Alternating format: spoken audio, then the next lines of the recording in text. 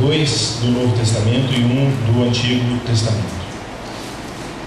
O primeiro deles é o Evangelho de João, capítulo 20, a partir do verso 19. João 20, 19. Diz assim, João 20, 19. Diz assim a palavra de Deus: Ao cair da tarde daquele dia, o primeiro dia da semana, trancadas as portas da casa onde estavam os discípulos com medo dos judeus, veio Jesus, pôs-se no meio e disse-lhes: Paz seja convosco. E dizendo isso, lhes mostrou as mãos e o lado. Alegraram-se, portanto, os discípulos ao verem o Senhor. Disse-lhes, pois, Jesus outra vez: Paz seja convosco. Assim como o Pai me enviou, eu também vos envio. E havendo dito isto, soprou sobre eles e disse-lhes: Recebei o Espírito Santo. Se de alguns perdoardes os pecados ser-lhe-ão perdoados.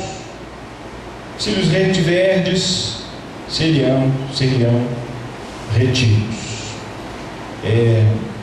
Vamos para o Antigo Testamento, profeta Isaías. Eu quero ler Isaías 43, um verso apenas. Isaías 43, um verso apenas. Verso 25. Isaías 43, verso 25. Diz assim: dentro de uma situação onde o povo estava ali recebendo uma palavra do profeta a respeito da Babilônia, e depois Deus promete um cuidado para com o povo de Israel, e dentro dessa palavra de misericórdia, de cuidado para com o povo de Israel, no verso 25, Deus diz assim ao seu povo: Eu mesmo sou o que apago as tuas transgressões por amor de mim, e dos teus pecados não me lembro. Eu mesmo sou o que apago as tuas transgressões por amor de mim, e dos teus pecados não me lembro mais. E por último, claro, eu preciso também compartilhar com os irmãos um texto que é muito conhecido, muito mesmo. Há pouco tempo foi base de uma das nossas temáticas, há 2 anos atrás, que é o Evangelho de Mateus, capítulo 28, a partir do verso 18. É um texto que muitos conhecem como a grande comissão, e que a gente tem problema com isso, né? Mateus 28, Mateus 28, 18, diz assim, o finalzinho aí do Evangelho de Mateus 28, a partir do verso 18. Jesus, aproximando-se, falou-lhes, dizendo: Toda autoridade me foi dada no céu e na terra. Ide, portanto, fazei discípulos de todas as nações, batizando-os em nome do Pai, do Filho e do Espírito Santo, ensinando-os a guardar todas as coisas que eu vos tenho ordenado, e eis que estou convosco todos os dias, até a consumação dos séculos. Oremos então, meus irmãos. Pai, eis aqui alguns trechos da Escritura Sagrada. Pedimos ao Senhor que nos ilumine, Senhor, que nos conduza nessa palavra revelada, palavra que o Senhor deixou para nós, palavra que o Senhor se revela, conversa conosco, fala conosco, e hoje precisamos ouvir o Senhor. Queremos ouvir, mesmo que a tua voz nos confronte. O importante é que o Senhor nos transforme, é que o Senhor nos forme à imagem do nosso irmão mais velho, Senhor e Salvador Jesus Cristo. Que faça isso, que aconteça isso hoje. aqui no nosso meio, no nome de Jesus. Amém. Graças a Deus. Bom, meus irmãos, eu selecionei esses 3 textos porque hoje encerramos, na manhã de hoje, um evento muito importante na nossa comunidade de fé, que foi o Papo Missional. Terminamos hoje pela manhã ouvindo a palavra do Jorge Barro, e fomos desafiados desde ontem. Quem teve a oportunidade de estar aqui ontem às 18 horas pôde ouvir aí o desafio que o Jorge deixou. Obrigado. Que o Jorge deixou para a gente a partir de ontem, 18 horas. Hoje de manhã ele falou na escola dominical, falou também no culto hoje de manhã. E o importante para nós hoje aqui nesses textos eu fico vendo o que esses textos dizem para nós, e eu tenho um problema, porque a cada momento que leio um texto que é familiar, a cada momento que leio um texto que já é muito conhecido, parece a mim, de forma particular, que esse texto vai perdendo o seu valor, a sua significância, ele vai tornando tão conhecido, eu já ouvi tanto sobre esse texto, já sei tanto, já pregaram tanto sobre isso, que eu já sei sobre isso, não precisa mais de falar sobre isso.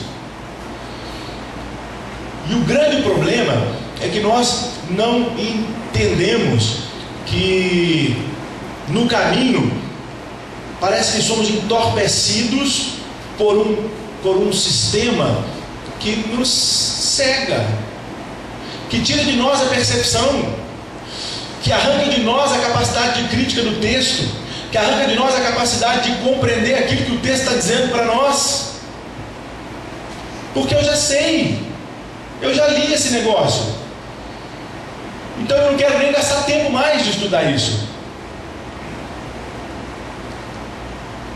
E em cima, infelizmente, desse aspecto negativo da familiaridade, e aí eu observo a história da igreja, e aí eu vou assim rapidamente, bem de forma muito sucinta, eu vejo uma igreja nascendo no discurso de Pedro ali, sonhada desde a palavra que Deus deu a Abraão atrás, que Deus abençoaria Abraão, e que com a bênção que Deus daria a Abraão, todas as famílias da terra seriam abençoadas. E então constrói uma história do povo judeu. Da história do povo judeu vem o Cristo, e o Cristo gera um povo, e esse povo ouve ali os discípulos cheios do Espírito no discurso de Pedro, lá no livro de Atos, no capítulo 3, e a gente vê uma multidão se rendendo àquele discurso, e aquela multidão sai vivendo, comendo junto, partilhando a vida, vivendo em casa, eles iam juntos para o templo, eles celebravam a vida juntos, eles supriam as necessidades uns dos outros. Está em Atos capítulo 2. Fantástica a experiência dos primeiros irmãos, e de repente aqueles irmãos começam a sofrer algumas perseguições do próprio povo judeu, que não entendeu lá muito bem o que era aquele povo, do Império Romano também, que tinham lá suas questões, que depois nós podemos até nos aprofundar um pouco dos motivos dessas perseguições, e que depois de quase 300 anos aí de perseguição, de muita morte, de muita gente ali firmando, dizendo: eu não vou negar minha fé no Cristo, esse povo perseguido, esse povo sofrido, agora é elevado a um status de religião oficial do Império Romano, e começa a ter o império como exemplo, e começa a absorver o modelo do império, começa a ter uma liderança hierárquica, começa a se render à luxúria, à suntuosidade, e esquecem dos seus mártires, do seu sofrimento, começam a negociar alguns princípios que Jesus ensinou. E eu fico tentando entender que herança temos hoje. Sabe por que eu me pergunto isso? Porque quando eu olho a igreja hoje, eu vejo a igreja procurando na história, a cada momento, a cada dia, tentar ser o centro da vida. E eu pessoalmente tenho um problema com isso. Quantas vezes, né? Não tem nada de errado você convidar as pessoas para vir à igreja, pelo contrário, convidem sim. Mas por favor, convidar a pessoa para a igreja não é sinônimo de evangelização. Não é sinônimo de partilha de vida de Cristo, né? Não é sinônimo de proclamação do reino de Deus. E muita gente se perde achando que essa estrutura, com um tipo de governo, né, com uma forma de celebração que a gente vem da história, né? A gente tantas coisas, porque essa igreja depois ela passa por um período difícil. Tá certo, eu sei disso, eu sei que em momentos específicos na Europa ela de fato teve lá algumas ações relevantes. A gente herda muita coisa positiva. Depois vem a reforma protestante, né? Nós somos herdeiros desse repensar, dessa reflexão do que de fato é ser igreja. E um dos marcos da reforma é o sacerdócio de todos os santos, é a quebra da hierarquia, é entender que todo mundo é igual, é entender que Deus dá dons aos homens e que nós, como corpo de Cristo, olha isso, corpo de Cristo, qual é o cabeça, agimos aqui no nome do cabeça. Mas quando eu olho algumas igrejas, elas se preocupam tanto em atrair a comunidade, que nós começamos a fazer programas aí de marketing, rádio, televisões e tantas coisas, para que a igreja seja o centro da coisa. Eu preciso refletir isso com os irmãos, né? Quais são os verdadeiros motivos de algumas ações que a igreja tem? E quando eu olho a igreja brasileira, aí eu tenho, assim, com muita honestidade, irmãos, me ajudem, critiquemos, reflitamos, pensemos, por favor, porque tem muita coisa que se diz evangelho por aí que não é o evangelho de Jesus. O evangelho de Jesus é simples, é muito simples. O primeiro texto que li foi a primeira aparição de Jesus aos discípulos depois da ressurreição. E a primeira coisa que Jesus diz aos discípulos, que estavam ali perdidos, todo o sonho deles tinha sido desmontado. E Jesus chega e fala assim aqui: paz, fiquem em paz. Fiquem em paz. Deixa eu falar uma coisa para vocês aqui. Sou eu estou aqui. Olha aqui a minha mão, olha o meu lado. Deixa eu mostrar para vocês. Jesus fala de novo aqui: fiquem em paz. Jesus faz uma coisa louca, né? Jesus assopra sobre eles e diz assim aqui: recebam o Espírito de Deus. E aí Jesus diz uma palavra maravilhosa, que inclusive foi o lema do Papa Nacional. Jesus diz assim: da mesma forma, assim como o Pai me enviou. E aí eu pergunto assim: o que significa assim como? É do mesmo jeito, é com o mesmo método de Jesus. Ele disse: eu agora estou enviando vocês. E aí ele diz algo lindo, que os discípulos viram Jesus fazer durante 3 anos de caminhada. Ele ensina assim aqui: todas as pessoas que vocês encontrarem no caminho e que vocês declararem para essas pessoas que os pecados dessas pessoas são perdoados, esses pecados serão perdoados. E eu pergunto: o que nós estamos fazendo? Será que a gente anuncia às pessoas que os pecados delas são perdoados em Cristo? Será que de fato A gente retira o peso da culpa, ou a gente se colocou na história como um juiz atroz, duro, seco, que coloca cada dia mais peso nos outros. Nós não nos aproximamos daqueles que nós definimos como pecadores. Não é assim.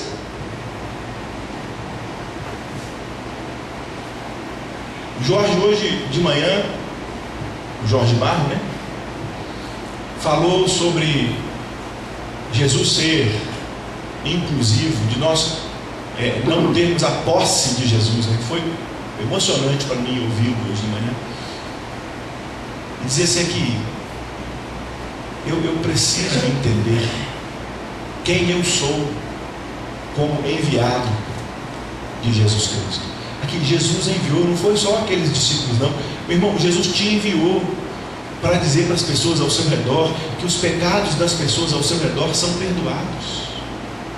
Jesus te enviou para isso. Jesus te enviou.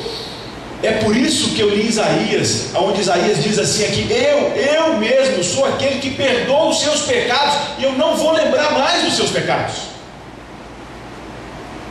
Não me interessa mais o seu passado.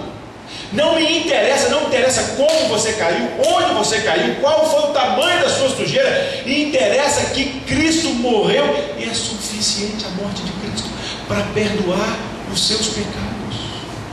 E é por isso que eu digo que quem perdoa o outro, quem tem condição de perdoar o outro, é só quem experimentou o perdão. É só quem sabe o que é carregar a culpa de um erro, de ter sido condenado, de ter ouvido um martelo dizer assim, ó, pá, culpado. E de repente vem um, toma o seu lugar de réu, morre no seu lugar e te dá libertação, dizendo assim aqui: não, peraí, o salário do pecado é a morte, mas deixa eu dizer uma coisa para você: eu vou morrer no seu lugar. O dom gratuito de Deus é a vida, e é por isso que eu morro no seu lugar. Você tem vida. Eu pergunto: qual é o evangelho que cremos? É o evangelho onde nós julgamos as pessoas? É isso? É o evangelho onde nós esperamos as pessoas entrarem no estereótipo, serem mudadas para depois terem um sentimento de pertença à família de Deus? Ou é um evangelho onde qualquer um pode chegar e imediatamente sentir a sensação de pertença, ser acolhido, entender a graça de Deus, o favor de Deus, e depois no caminho, já pertencente à família, o Espírito de Deus vai fazendo em nós aquilo que Ele sabe fazer muito bem, que é moldar cada um de nós à imagem de Jesus. Ele vai trabalhando isso na vida, no caminho, no dia a dia. Eu pergunto para vocês: qual é o evangelho que a gente tem vivido? E é claro, eu não posso deixar de fora a fala de Mateus, né? O relato de Mateus da fala de Jesus. Claro, Jesus, sendo assunto aos céus, diz assim aqui: deixa eu dizer uma coisa para vocês, toda a autoridade me foi dada, meu Pai me deu, eu sou a autoridade sobre tudo. E Jesus diz assim: deixa eu dizer uma coisa para vocês, vocês precisam viver. O grande problema aí é que na maioria das nossas Bíblias, a conjugação verbal aí não é de muito boa compreensão para nós. Se a gente olha no grego, está no gerúndio, é indo, é vivendo, caminhando, trabalhando, ralando, experimentando a vida, cantando, distraindo, divertindo, vivendo. E no dia a dia, vocês então vão fazer discípulos meus. Como? Primeiro aceitando as pessoas diferentes de vocês. Olha que interessante. Primeiro vem o batismo. É lindo isso, né? Primeiro é o acolhimento do batismo. A primeira coisa de fazer o discípulo é batizar. Batiza então em nome do Pai, do Filho e do Espírito Santo. Depois, na vida, no caminho, na experiência da vida, vai ensinando aí tudo aquilo que eu tenho ensinado para vocês. Partilha tudo aquilo que eu dei para vocês. Divide a vida, partilha a vida. Nós vivemos numa sociedade de portas fechadas, uma sociedade dura, individualista, egoísta. Uma sociedade que a grande maioria aqui, tenho certeza, a grande maioria mora em apartamento. Algumas exceções aí de casa, né, Jorjão? Coisa boa aquela casa lá, né? Algumas exceções. Mas a grande maioria é apartamento. E é apartamento que a gente não tem o conhecimento do vizinho de porta.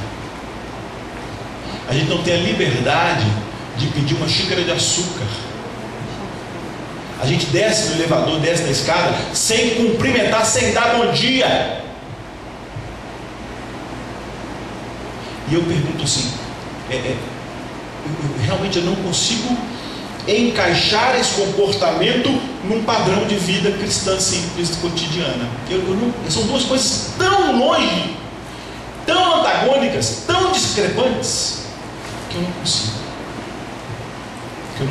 É óbvio, né? Nós temos problemas. Não dá para andar com os dentes arreganhados o tempo todo, não é verdade? Sorrindo para todo mundo com cara de bobo. Não é isso que eu estou dizendo, não. Eu estou dizendo que a gente precisa de ser gente, ser humano, valorizar a vida do outro, tratar o outro como gente, ter compaixão do outro, partilhar aquilo que a gente recebe, partilhar perdão. A gente precisa compreender quem a gente é. A gente precisa valorizar o que a gente recebe. E o que a gente recebe não é para ficar guardado para nós mesmos. O que a gente recebe é para ser dado, é para ser partilhado.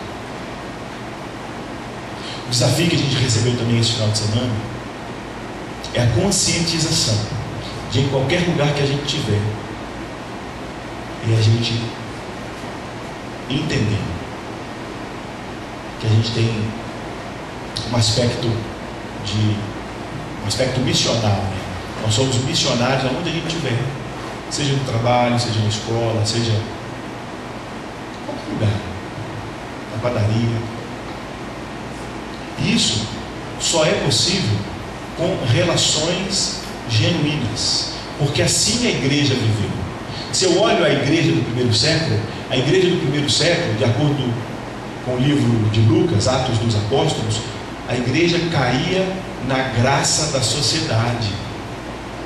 Aí eu pergunto, dá uma voltinha na sociedade Belo Horizontina, pergunta qual que é a percepção da sociedade para com a igreja. Qual é a leitura da sociedade? Quando você pergunta assim, o que é a igreja para você? O que a sociedade vai falar para você? Coisas que às vezes nós vamos nos envergonhar, coisas que às vezes nós não nos identificamos. Nós erramos muito na história, eu sei disso, mas isso não tira de nós a responsabilidade da vida cristã. Hoje, com qualidade.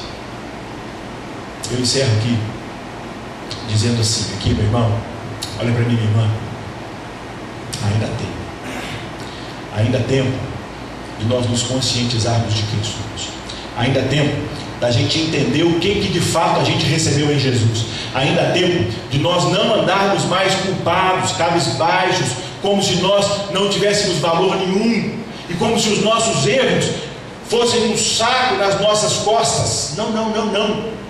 Aqui, a cruz é suficiente para arrancar de nós essas culpas, e é por causa disso, por amor, porque nós recebemos amor, nós recebemos perdão, então precisamos partilhar o que recebemos, a começar em casa, a começar com os do nosso lado, com os próximos mais próximos, e aí esse negócio desdobra. É simples assim, é muito simples. Eu tenho muitos problemas com alguns métodos de evangelização assim. Realmente Desculpa, meu irmão, essa é limitação minha, tá bom?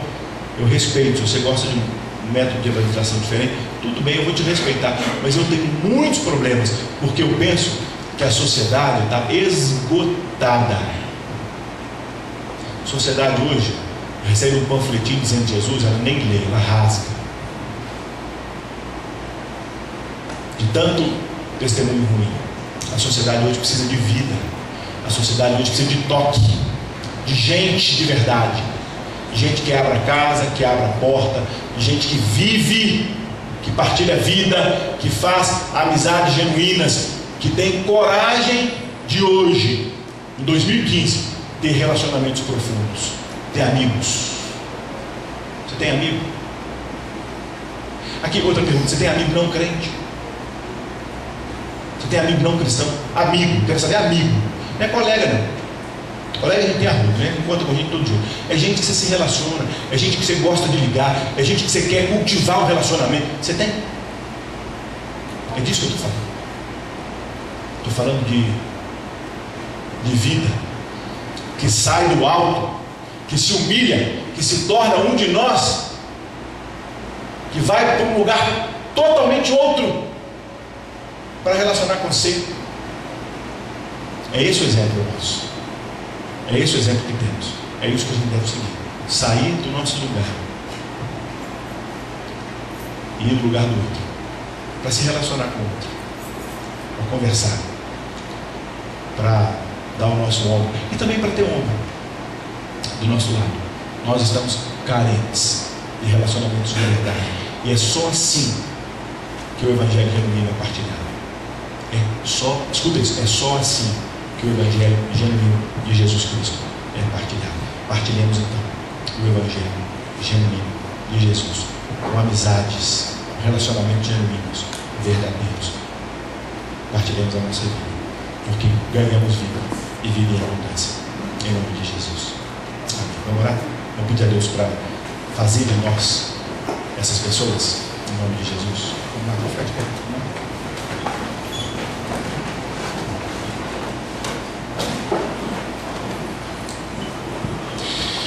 Pai, é no nome de Jesus que te agradecemos de maneira muito especial por esse final de semana, porque refletimos coisas muito importantes sobre quem somos.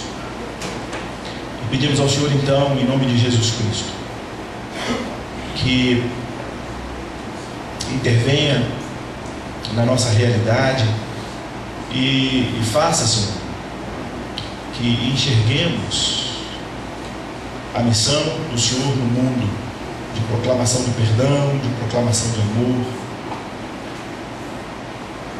e que de fato possamos nos ver como instrumentos da sua missão, que aquilo que a gente recebeu do Senhor possa ser partilhado, e que a gente possa, antes de partilhar, valorizar o que a gente recebeu. Quando ouvimos o profeta dizer que o Senhor mesmo perdoa as nossas transgressões, que coisa boa. Muito obrigado. Obrigado pelo perdão. Nós não merecemos isso, porque nós somos pobres, fédidos em nós mesmos, e pela graça do Senhor, o Senhor nos transforma no bom perfume do Senhor. Ajude-nos então a caminhar nessa vida, linda vida, essa existência maravilhosa, conhecendo o Senhor e fazendo o Senhor conhecido. Assim rogamos, em nome de Cristo Jesus.